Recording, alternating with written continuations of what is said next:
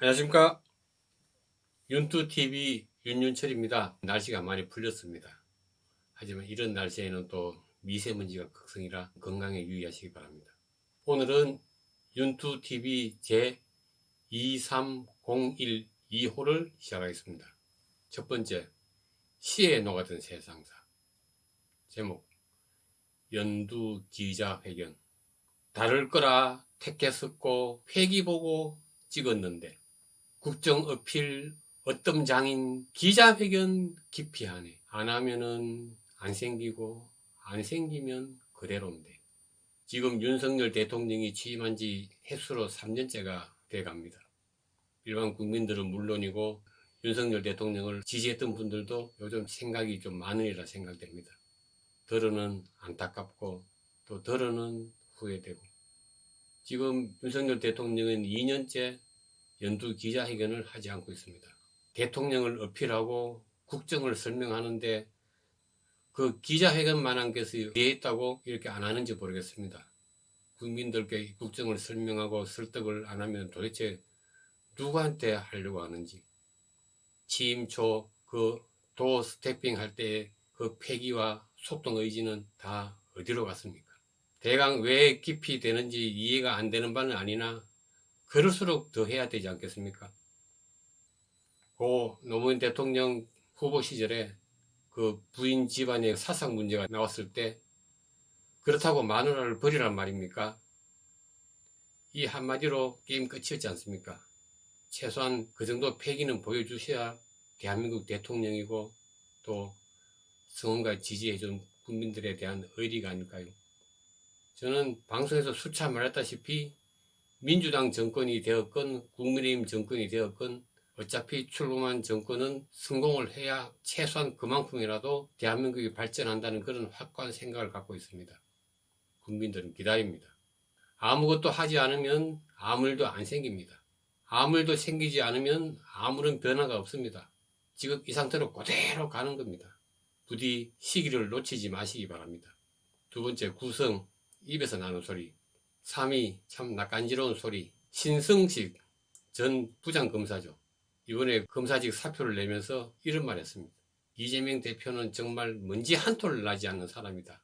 참 헛웃음만 납니다. 민주당에 입당하면서 했는 말이라지만 참 그거 가지고 되겠습니까? 최소한 천년에 한 명 날까 말까 한 그런 지도자감이다. 이 정도로는 해야지 어느 정도 공천이 보장되지 않겠습니까?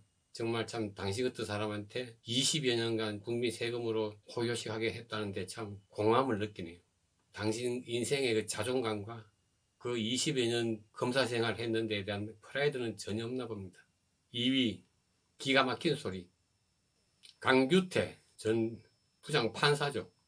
이런 말 했습니다. 내가 사또도 아니고 국민들 세금이 낭비되고 국정 혼란이 있다고 6개월 이내에 판결을 내리라는 그 선거법 위반 사건을 1년 6개월간이나 질질 끌다가 갑자기 사표를 냈습니다.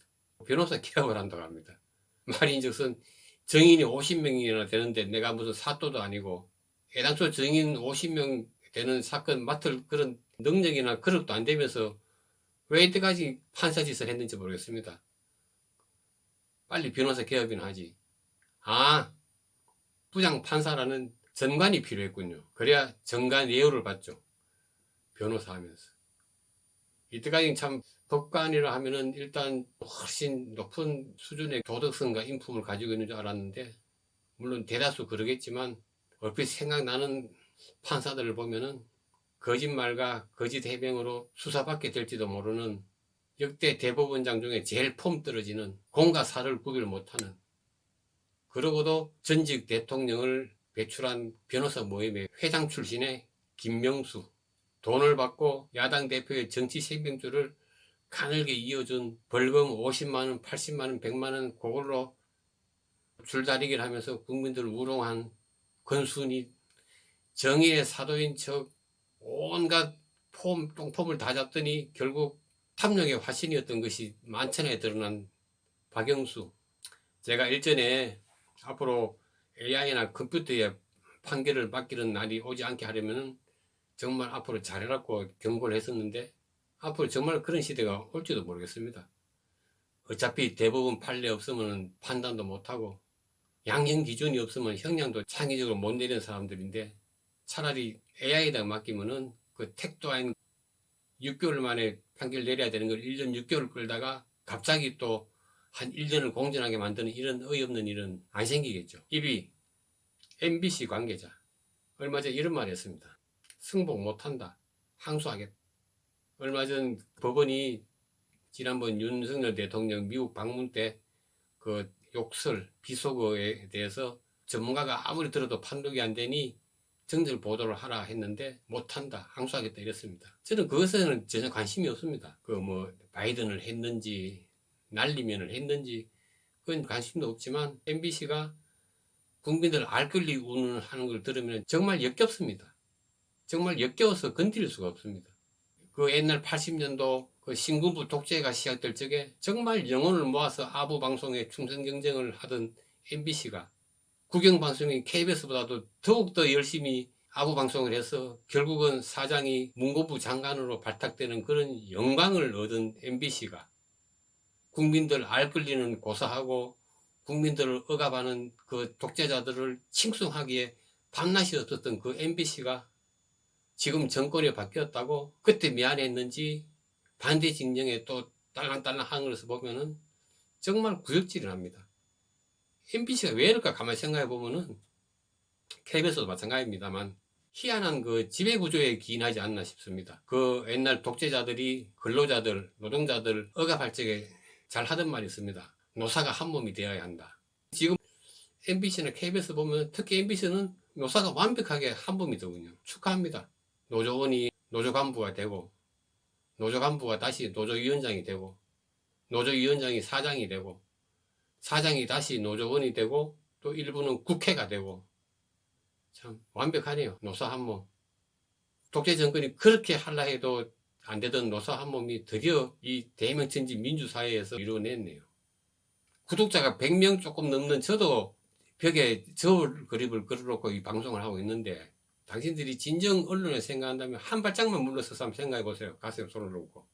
만일 윤석열 대통령과 관계된 사람이 5명이나 극단적인 선택을 했다. 그러면 지금 당신들은 어떤 스탠스를 취할 것이며 또 어떻게 해야 그 언론인의 사명에 맞는 것입니까?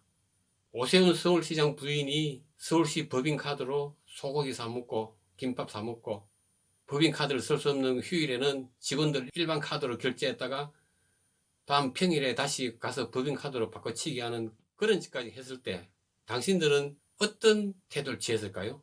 또 어떤 태도를 취하는 게 그 언론인의 사명에 맞다고 생각합니까? 앞으로 당신들이 알 권리라고 할 적에는 꼭 앞에다가 국민자는 정말 빼기 바랍니다. 오늘의 구성: 1위 MBC 관계자, 2위 장규태, 3위 신성식 이사입니다. 다시 이런 말씀 드려서 미안합니다만 그래도 드릴 말씀은 이것밖에 없네요. 우리라도 이제 정신을 바짝 차립시다. 오늘 방송은 이상으로 마치겠습니다. 다음번에는 좀 더 좋은 내용으로 찾아뵙겠습니다.